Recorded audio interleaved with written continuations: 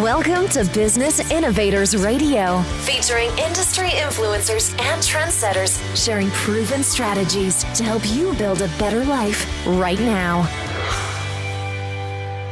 This is your host, Alicia Debrell from Insight Media. Today's guest is Josh Ross.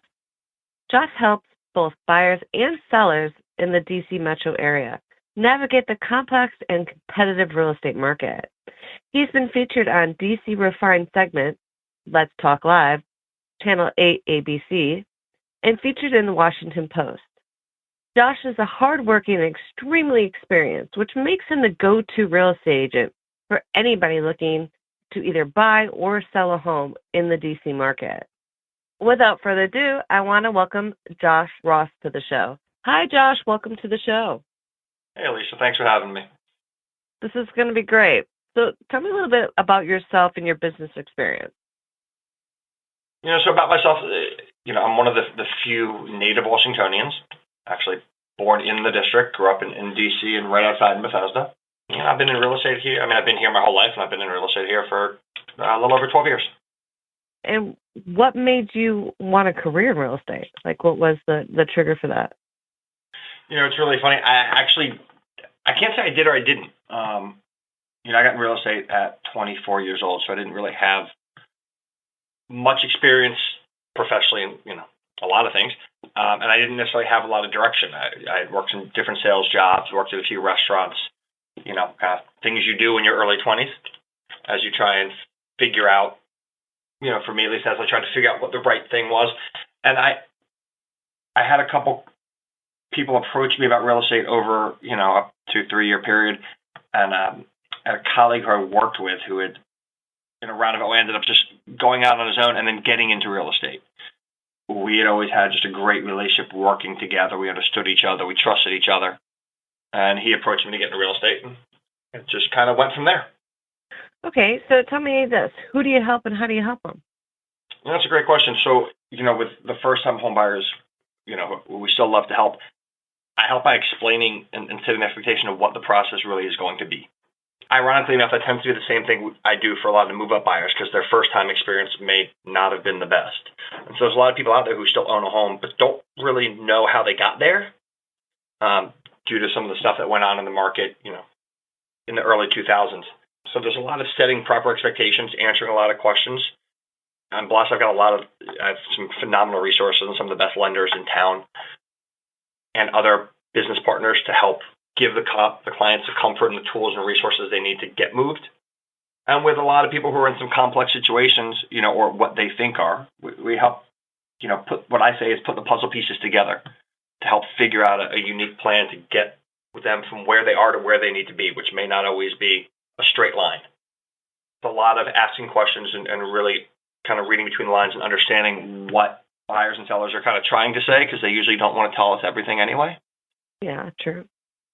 And then with the builders, which is, investors, it's understanding their formulas, the returns they want, what their capital costs them, the markets they're in, what their expertise is and their preferred niche and going from there. All right. And so if I'm thinking of buying a house, what are some things I should consider before taking that on? The first thing you should consider, which I tell everyone is the first and foremost is really you should consider talking to a lender, whether it's 1, 2, or 3, but finding a lender you trust. Not only getting pre-approved, but getting your questions answered, because getting pre-approved is pretty simple. I always tell people what you can qualify for on paper, what a lender may pre-approve you for, may not really have any reflection of what you're looking to spend. We all have our budgets and lifestyles that we need to take into account. After that, it's really finding a great agent. Interview 2 or 3 of us. See who's knowledgeable of the areas you're looking for, who can answer the questions to give you the comfort you need to move forwards. And at that point, it's really going from there and pounding the pavement so we can figure out what it is you're looking for in your new home and make sure we find it. Well, that actually brings me right to my next question is, do I really need a real estate agent? I mean, there's Zillow, there's Craigslist, there's a million different websites out there where I can find a house for sale. So why would I need a real estate agent? Honestly, some people don't. Maybe you're the one, you don't need a real estate agent. Maybe you're willing to go at it alone. You can go at it alone and navigate the market. There's a lot of opportunities you won't see. A lot of properties that come and go before they ever hit the market. which is one value proposition, a great agent like myself can provide for you, helping you find the property before the rest of the public sees it. You may also have a really hard time negotiating on your own. You don't have access to the information we have, nor as a consumer, while you do have Zillow, I don't know if Zillow can write a contract the right way for you to make sure that when your offer is in there in the mix of 5, 6, 7, 8 offers, that it stands out and you get it. While you can go on E-Trade and trade stocks and do everything else, which is great, you don't need a human touch to make a trade. No matter what the numbers tell you with buying and selling real estate, we're always dealing with a human on the other end. And that human may or may not know all the information they need, and that's some of what we're here to do. It's not really about finding the house anymore. It's about ensuring you get the home and you're protected. Yeah, because definitely, if you're trying to go at it alone, you don't know all the rules and how to negotiate a contract, and to make sure that you are protected. And if you make a mistake, I would imagine it would be a very expensive mistake. It can be, and it can be more expensive to undo it than not. There's 1,000,001 roles we can play, or a variety of roles we as agents can play depending on what your needs are. I have some clients who actually have real estate licenses. They have them because they've been building, rehabbing for years. They also understand that best use of their time is to be overseeing their crews, right? Dealing with that. It's not to dig up properties. It's not to run comps, to analyze things. That can be what it is. For other people, they have no idea what to do. They don't know where to start. And then the role is different. For some people, it's honestly sometimes just playing therapist. Alleviating their fears, concerns, so they can be confident enough to move forward, because there's a lot of emotions going around when we're spending the kind of money we're spending to buy a house or sell one. Mm-hmm. And what are some options as far as financing them? That's that's everyone's favorite question. The options are plentiful. There's, as much as people think you need to put 20% down, there's a lot of programs out there for first-time home buyers or second or third-time home buyers that don't require 20% down. Every market's going to be different. Some of the loan programs we may have here in the DC metro area through certain credit unions may not be available other places. My answer to that question is always, let me have you talk to one of my lenders, because they can answer those questions in much greater depth than I can. I don't sell money. Okay, are there costs that a buyer should consider before choosing to take on this kind of transaction? Yeah, there are a ton of costs aside from just your down payment, and obviously what your monthly payment's going to be. Most people are paying rent somewhere, so that's not going to change that much. But there are closing costs in our area, obviously county and state. They want their cut of everything we do. So, DC, Maryland, Virginia, you're going to make sure you pay them some fees for the opportunity to buy or sell real estate. And there's also costs that I think a lot of agents don't advise their buyers on. You got to move. Probably going to have to buy some furniture, because usually you're moving to a bigger house. There's thousands of dollars in there of cost that being a great fiduciary to my buyers or something I always explain, because you don't want to spend every penny to get into that house, budget for your down payment, your closing costs, and then realize, wait, now I've got to move and I have no money for movers. Now I need new furniture, I need to paint, whatever it is. We need to have that kind of allocation of funds set aside so we can get all the way through the end of the process and be settled in the house, knowing what we're doing. And how many homes should somebody look at before buying a house? Is there like a set number, or do you guide them on that? I've had clients, and I tell them, I've had clients who've owned houses before. I told her I had one. They flew in for a weekend. We kind of emailed back and forth. They're pretty specific what they're looking for. They flew in for the weekend. We looked at 3. They made an offer, went to contract on 1, and bought it. I have another who was so defined, he knew what he was looking for, so it was more driving by neighborhoods. He probably drove by 40 before he found the right one. Now, we only went in 2 or 3 of those because it was more location, everything else. And some folks look at 1, some folks look at 10. It depends in what submarket you're looking for. If you're in a planned community and you might be looking at 10 of the same houses, right, because the builder built the same thing, and you're looking at finishes and everything else, that can vary, but then you also know you have the opportunity to find the right one. There are folks who are open to different neighborhoods, and that can alter it as much. I think a lot of it depends on how comfortable a buyer is with their agent, or if it's an individual buyer, couple, family, the different nuances that can occur. Okay, so once somebody finds the house that they want, what's next? Next is we write an offer.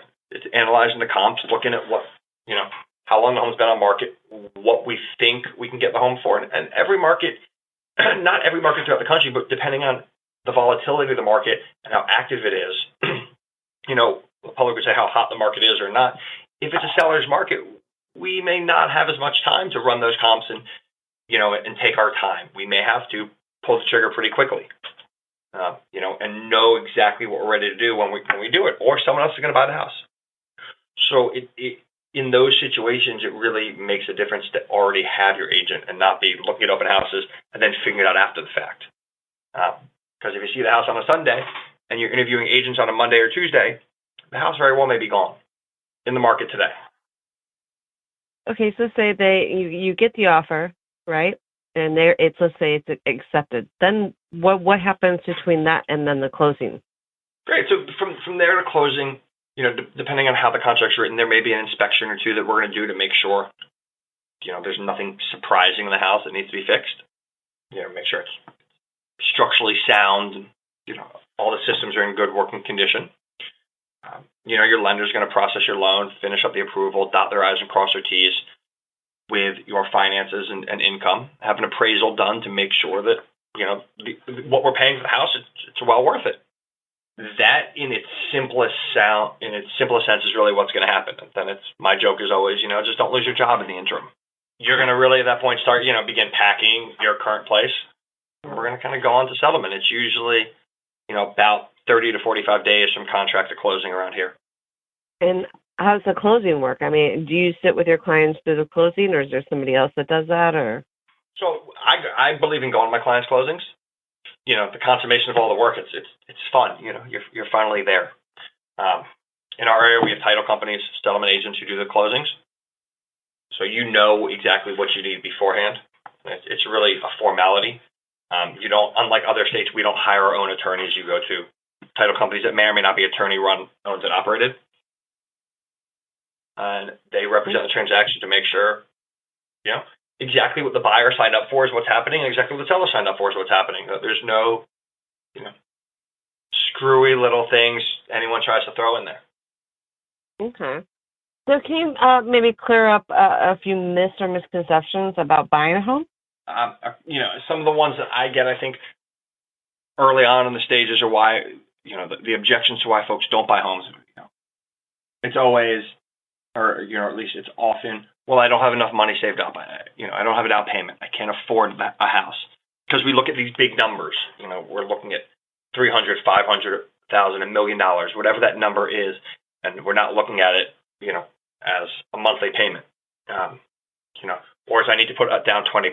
That's the only way to get a loan these days, right? Because of all the stuff that went on years ago and just what the consumers think. And neither one of those are true. As I said earlier, there's a lot of different options available to people depending on their situation. That's one. I think number two is that I don't want to buy a house because I'll be stuck here. Like I'll never be able to get out. Which again, obviously, there's a buyer for every house. So if in 5 years you choose to move, or 3 years, or whenever the time is, if we buy the house the right way, there's going to be an exit strategy, and you'll be okay. I think one of the ones, with HGTV and everyone else is that I can go and buy a dilapidated, destroyed home, and I can easily renovate it and make a boatload of money and sell it. That is really better left for the pros. Having what I would call an oops when you're doing that. Unfortunately, an oops when you're renovating a house can easily be $10,000, $20,000, $30,000. Mm-hmm. That's a pretty big oops. Not exactly a risk. At least I'd want to run if I haven't done it before. Well, yeah, no, and I completely. It looks a lot easier on TV than it does in real life. It also looks a lot more profitable on TV than even the transactions are when they put them on TV. They TV, they want you to watch it and be intrigued. They strategically leave out a lot of the costs of doing business. Yeah, definitely. So let's kind of move this conversation into selling a property. What are some things that somebody should consider before deciding to sell their property? Do they need to rehab? Like, what should they be considering? I think with that one, the best way to put it is really, you got to talk to your agent, and you got to make sure you have a great agent to represent you. Because there are some times where renovating your house is what you need to do. There are other times where renovating it to get it up to par is you're going to lose money doing that. It depends where the price point, the neighborhood, the market you're in, and what you're able to do. Some sellers are in a position where, they need to sell their house. They're all their equity's tied up. They can't go renovate it. And even if they did, they might have to go put $50,000 in, and maybe they only get 50 back out. But with the cost of the transaction and the money, they're losing money in that scenario. So really, and not attempting to be vague, what a seller should consider and do is really going to depend on their market. Sometimes they have to renovate. Sometimes it's really not a good idea to. Sometimes they need an agent who can help, where I can help them stage their home and present it perfectly, where I can give them contractors to do everything.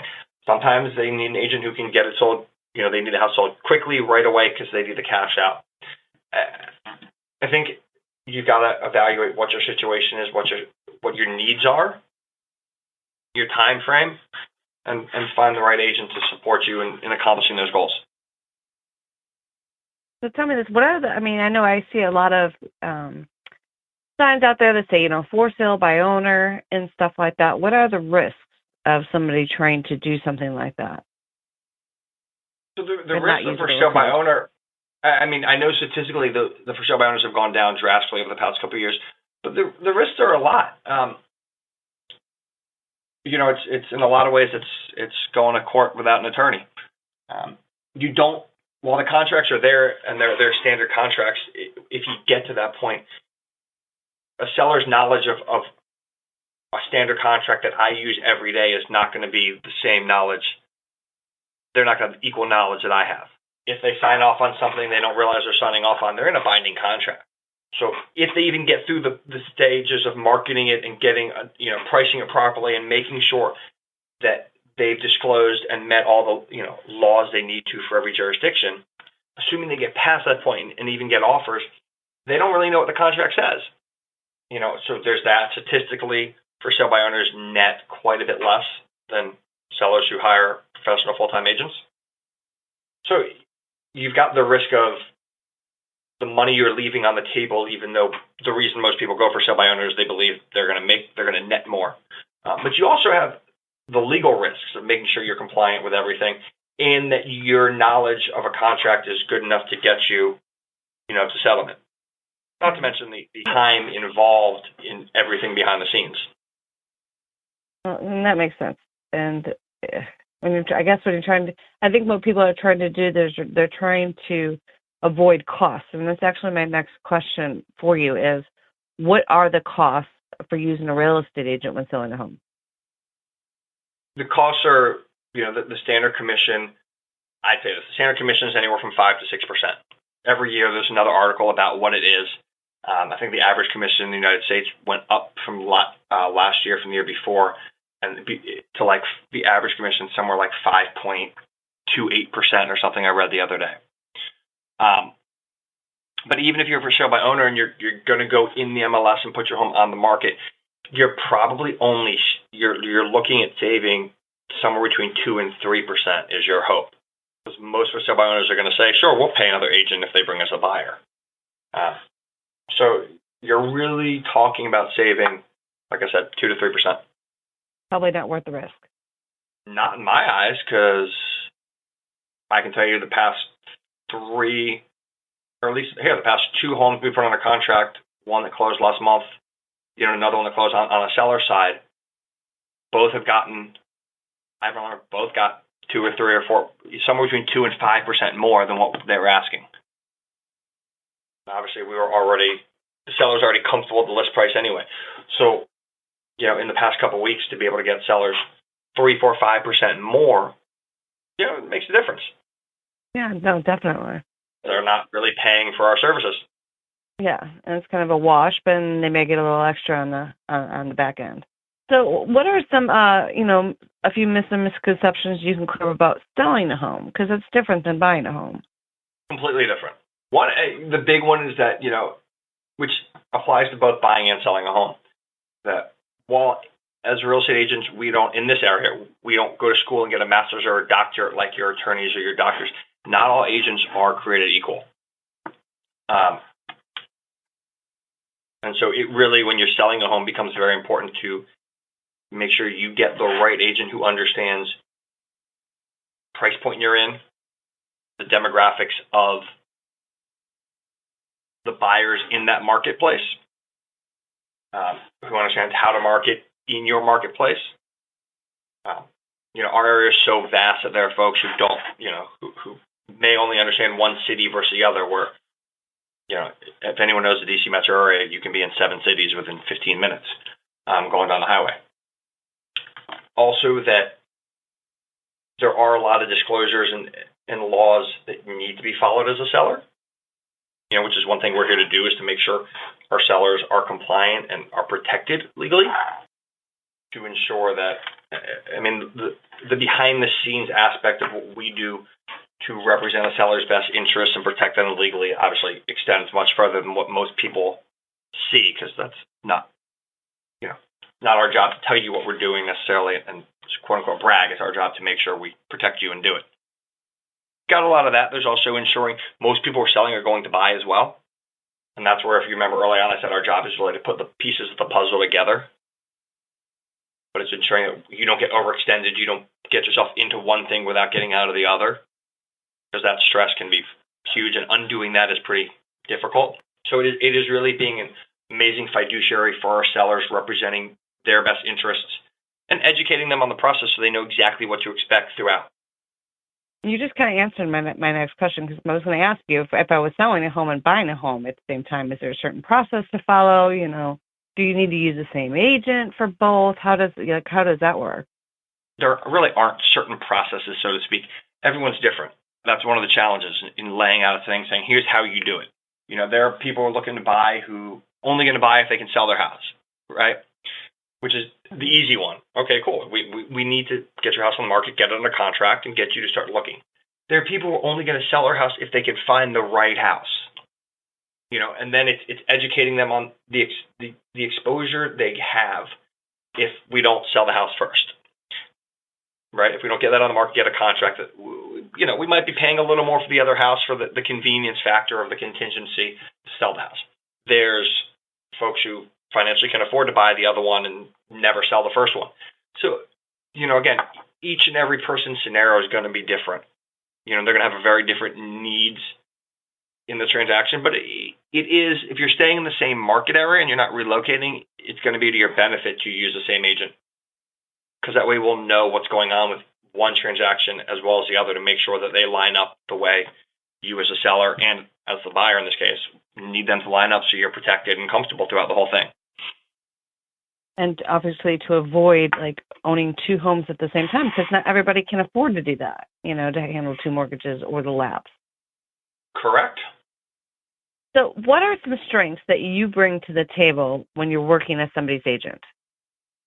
So some of the strengths I bring, one, on a national level, the RE/MAX flag and the RE/MAX brand, we are by definition the largest relocation firm in the world. So we have some great national and international exposure, which, is simply icing on the cake, and it's an added an added benefit to any seller.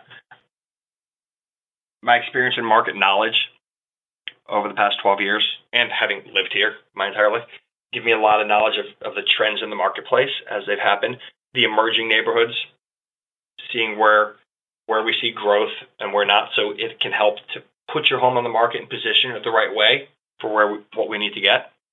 I've got a lot of resources here to help get stuff done. If you need that contractor to do some work to your house first, make sure you've got the right financing to get in the new home. As I'm sure you know, the biggest complaint we hear year after year about real estate agents is we're not responsive. We sign a listing agreement and then we're gone. My clients will tell you getting in touch with me is never a problem. I respond to emails as quickly as I can and all times of the day, and if I'm available, I will answer my phone. So I'm there. I don't have the quit, give up kind of, so to speak, wiring inside. So I will work hard to make sure my clients get the right exposure and that the home not only goes under contract, but keeps going, and we actually get to closing, because getting from contract to closing can sometimes be the biggest challenge. So there's that. I can tell you, last year my home sold, we ran the numbers for like 90, I want to say it was 98.7% of the list price on average, which taking into account some new construction homes and some, estate sales and dilapidated homes is not bad. Obviously I want it to be a little north of 100, but there's that. And doing the volume of business I've done for years, I have access to a lot of off-market properties and some private MLSs that can help a seller get more for their home before it even hits the market. And my marketing's been featured, as you mentioned earlier, on TV and the Washington Post and some other sources, and it's been featured there for a reason. So I know my marketing works to get eyeballs and get the right eyeballs. So if somebody wanted to get a hold of you to either buy or sell any type of real estate transaction in the DC market, how would they go about doing that? There's a million ways. Really, you can always email me, josh@rossrem.com. I respond to my emails. It's not someone else. You can always call me at 240-404-7787. I answer my phone. You can reach out to me through our Facebook page. You can reach out to me through my personal Facebook. You can go on my website at rossrem.com and click Contact Us, and you'll get me. I guess if you want to message me through Instagram, you can probably do that too. So there's a bunch of different ways. All right, Josh, well, I really appreciate your time today. This was a great interview. I appreciate it. You gave up some really good information. Well, thank you. I appreciate you taking time to reach out and take the time today to talk to me. All right, guys. Well, you just heard from Josh Roth, and this is your host, Alicia DeBrell from Insight Media. Until next time. Thanks for listening to Business Innovators Radio. To hear all episodes featuring leading industry influencers and trendsetters, visit us online at businessinnovatorsradio.com today.